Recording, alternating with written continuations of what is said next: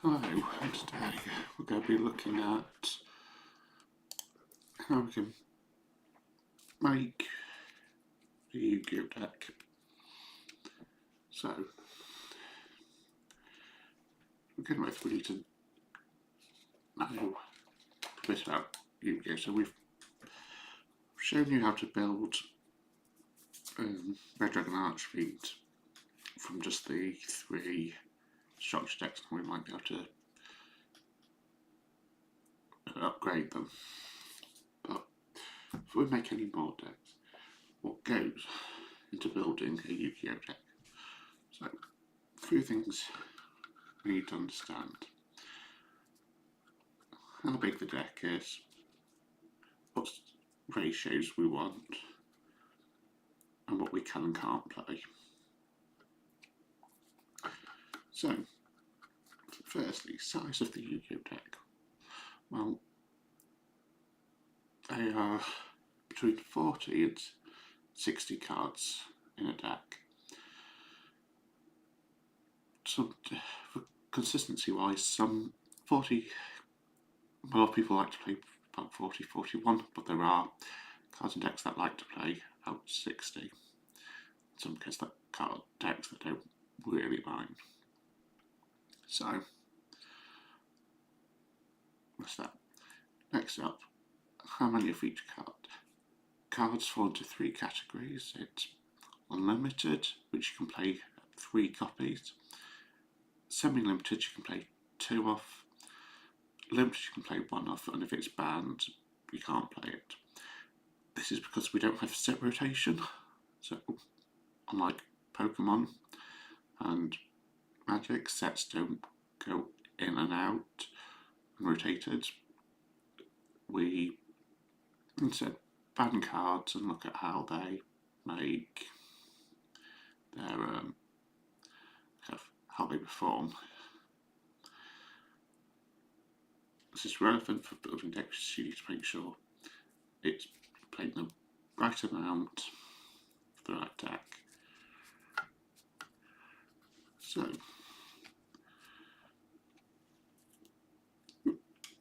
before we start, it's also worth noting if you're going to buy, making singles, or buying singles is normally easier and cheaper than buying boxes and hoping to pull what you want.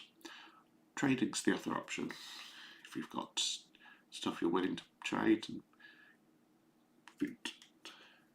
for things you might want to get. Secondly, I've got to say, main deck's 40 to 60. Extra deck is up to 15. You can have a side deck. I'll go into that in a minute. So, main deck. I'm going to look at 2 decks I've got. One's the RDA deck that we made a couple of weeks ago, and then the other one's my shark deck. So,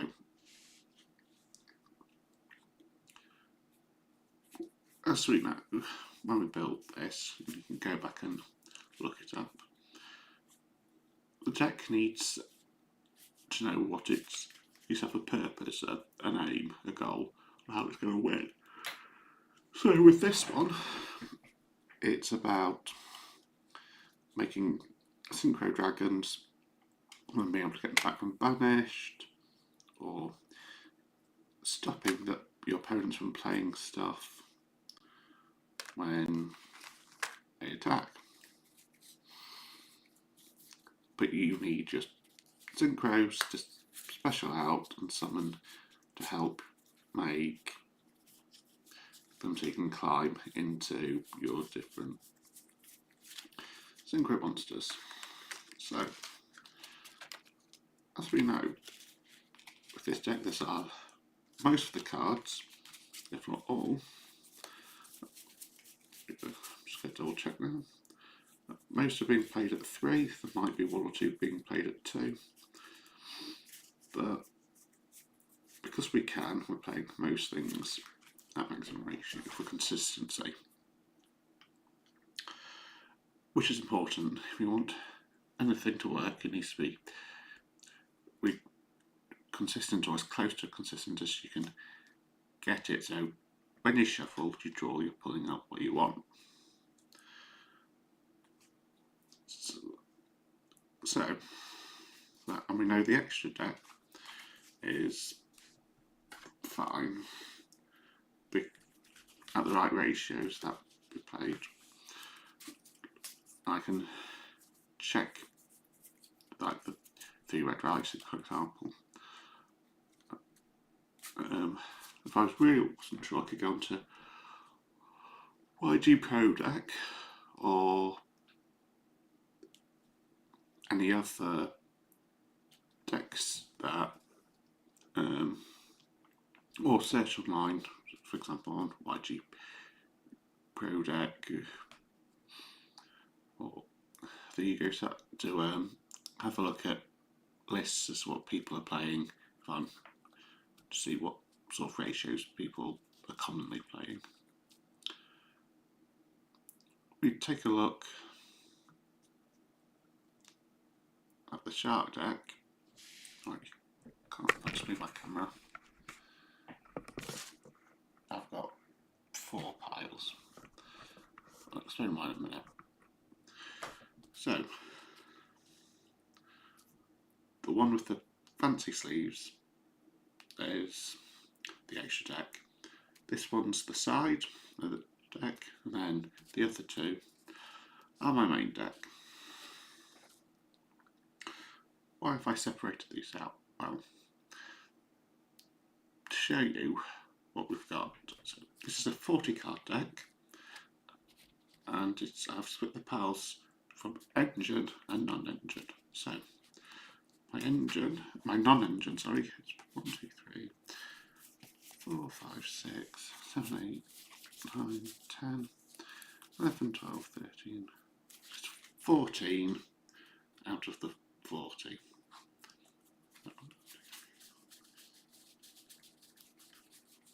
Yeah, 30.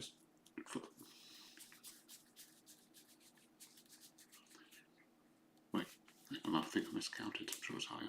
2, 3, 4, 5, 6, 9, 10, 11, 12, 13. Yeah, 14. Definitely 14 out of the 40. The rest is all engine.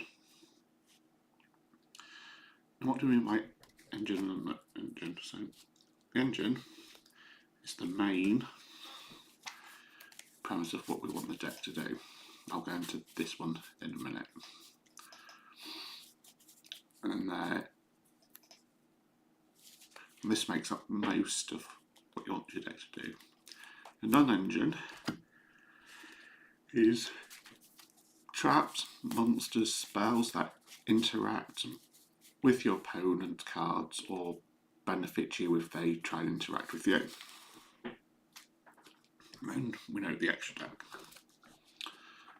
The side is made up of cards I want to potentially swap in. That can be spells, traps, other monsters with effects that can help me going first or second, or whatever I decide I want to do, depending on matchups. So, first of all, we'll look through the engine of the deck. So, I'm going to do this in reverse order. So, sharks is an XYZ deck. So we've got, this means they make rank monsters which sit with their material underneath them on the field. I'll show you that in a minute. So this is all water, fish, sharks, with a couple of, so yeah, it's all aquatic themed. So you've got 3 traps in for your engine. XYC, Poseidon Splash, that 1, Full Armoured XYC and Virtue Stream. These are all control when you've got XYC monsters or just fish C7 Dark monsters and control. It lets you banish things to either equip, to boost, or to banish and break your opponent's board. I then have 4 spells. An Armoured XYC, which lets me do some more equipping to my XYC monsters, and I've got some fusion spells because you do make 1 fusion. Then, so that's a very small amount, is just spells and traps. The rest of this is monsters. So, I've got monsters that special. So a lot of this deck special summons itself. So I've got a lot of 1s and 2s of a few bits. Then I've got 1, 2, 4 sets of 3 because this is what this deck wants. So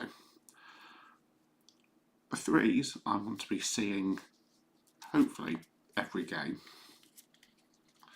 and the 2s and the 1s you want to see, but if you don't see them it's not devastating for the deck. Our main one, Buzzsaw Shark at 3, it's the 1 card starter for this deck. I might do another stream on this deck at some point to show it off a bit more through combos and plays. But that starts all the combos, so you want to be playing that 3 because you want to be seeing it. This is an extender and a searcher. Reserve this in big draw, so again, I want to play 3. Again, Crystal Shark. 3, it's a special summon and it's a lock shoe. And it can change its levels depending on what you want to summon from the extra deck. This shark does something similar. Drake Shark at 2 because it's useful but it's not required, and the rest are just extenders. But that's probably about a third of the deck, just engine.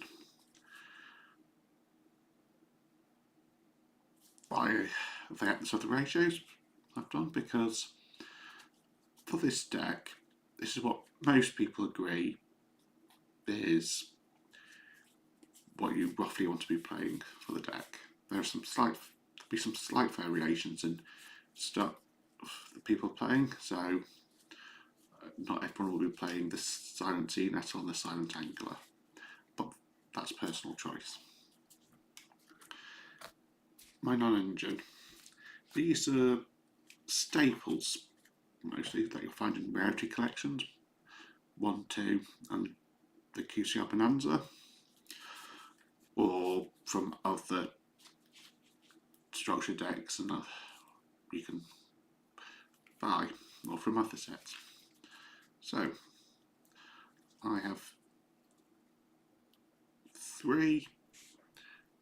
I've got a set of 3 that is a negate, because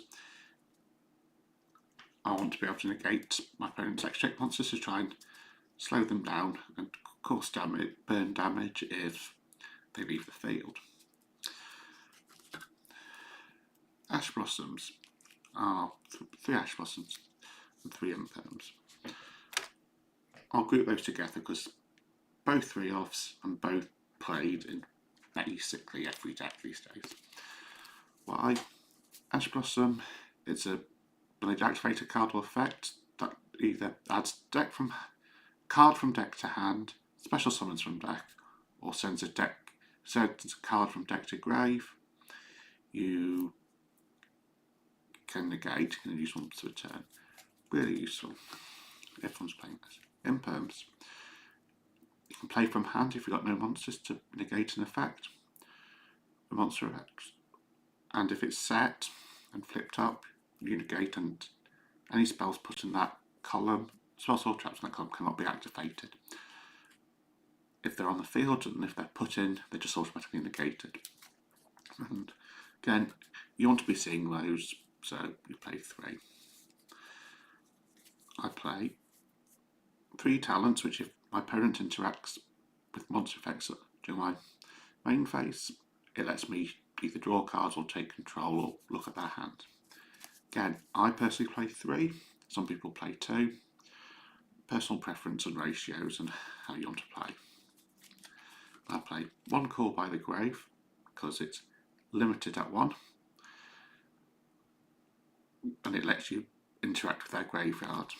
And then 1 Harpy Duster, which again, it's limited to 1, but it helps me remove back row, so spells and traps. So as you can see, 2 cards that I have to play at 1. The others, most of the others, particularly the non-engine, you want to be playing 3 to maximise seeing them, so not only can I try and get my combos off, I've got interaction with my opponent if needs be.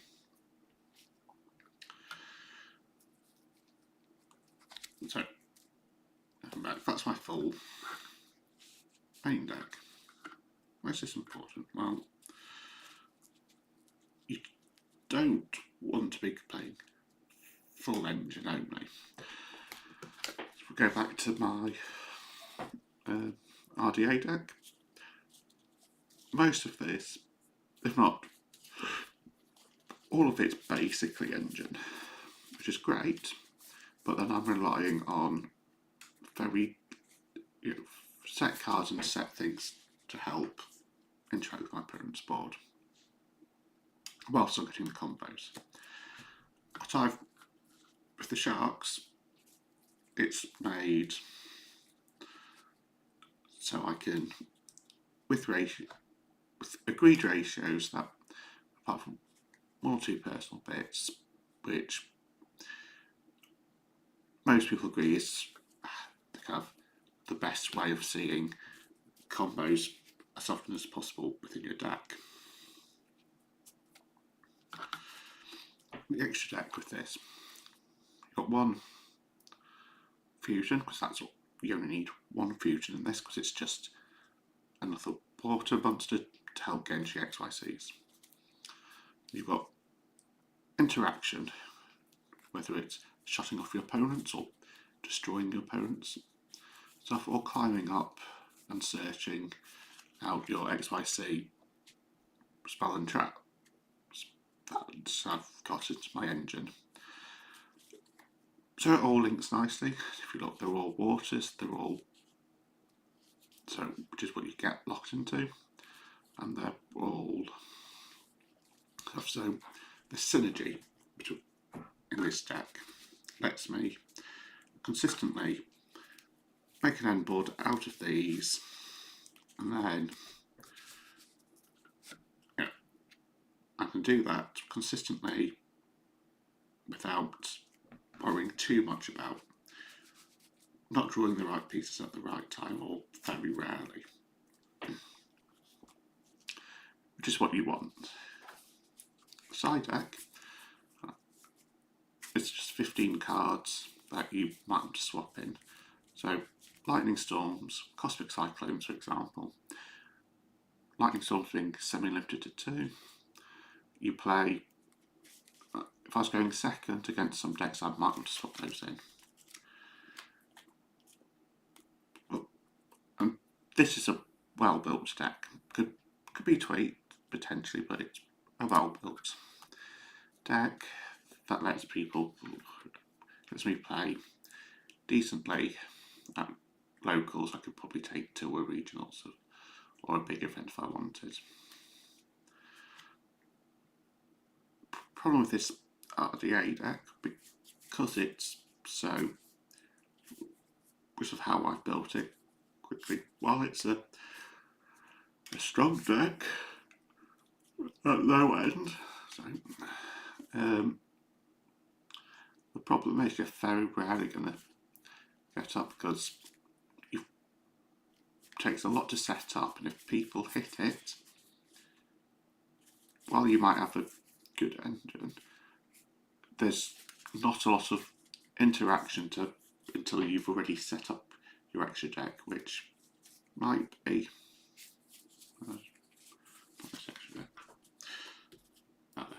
which might be too late, because if people hit the red rising, for example, or my graveyard, that's it.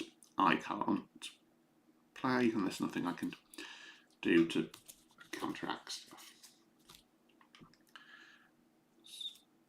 So it's always worth looking at multiple people's deck lists, because you'll start to notice patterns. So for example, if I looked at sharks, I'd always say 3 busts or shark. What I'm not necessarily seeing is like the 3 talents, or the silent anglers and silent nettle, sea nettle. That's personal preference, and to a certain extent, it's your deck, you've got to play it in your style. But most people will be playing virtually the same deck, except for 1 or 2 cards. Again, the extra deck, I know people who play sharks who have a slightly different take on the extra deck, down to personal preference and playstyle, which is fine. You know, just because most people play this and a small minority play something else doesn't mean you can't play the something else if it works for you and how you want to play the deck, as long as it's not picking you out or making it awkward to play. Then it's a perfectly acceptable deck. And ratios as well. We often have discussions at locals because over decks, with some of us will like playing like 2 of a card, whereas some people want to play 3, depending on the ratios they've set of the other cards and how often they want to see certain cards for certain combos.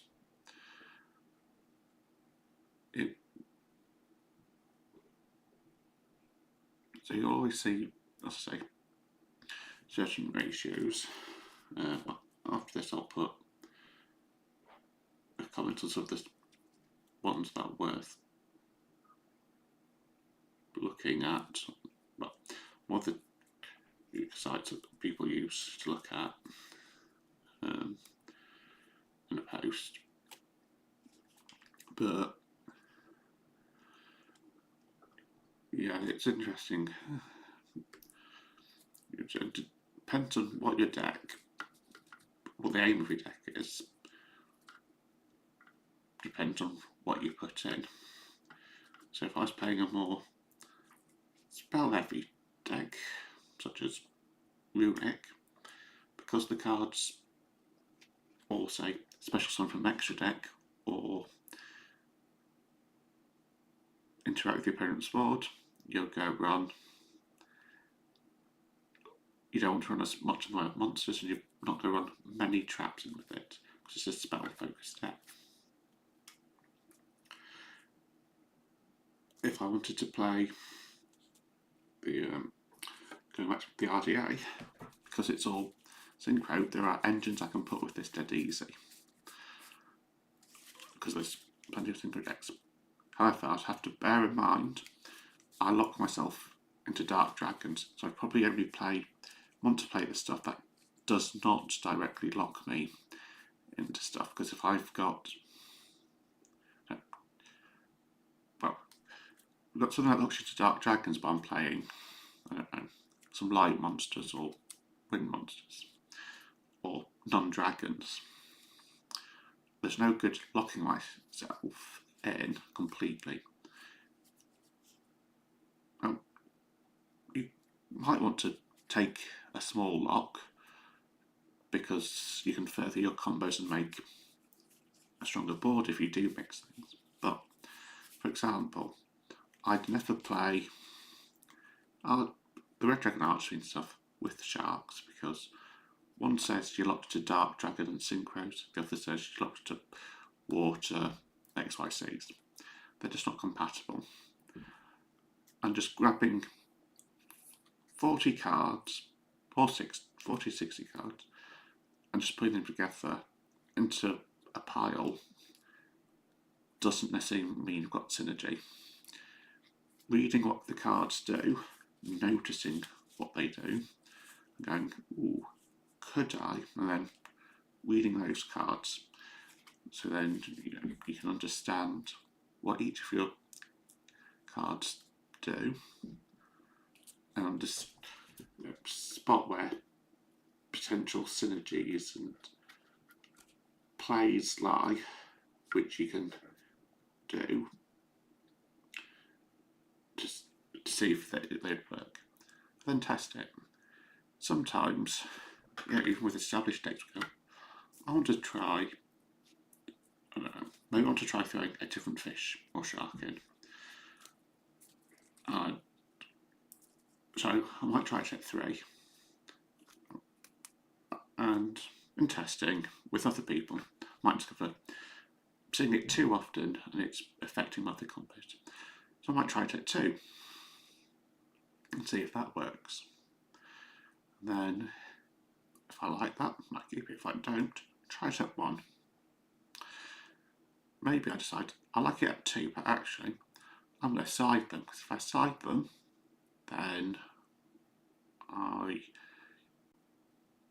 don't need to use them often, and I can use them for certain matchups.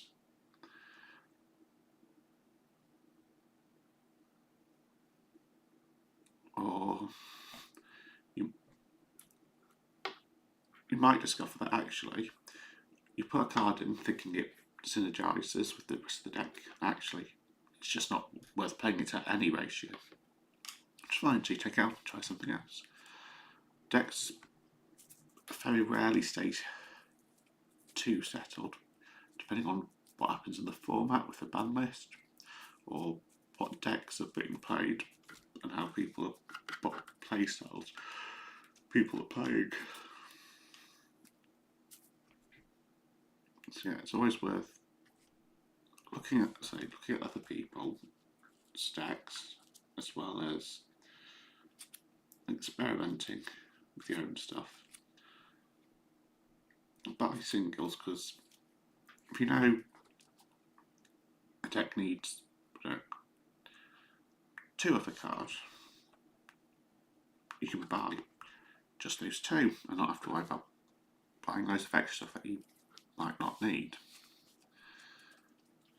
So yeah, hopefully that gives a bit more of an insight into building Yu-Gi-Oh decks.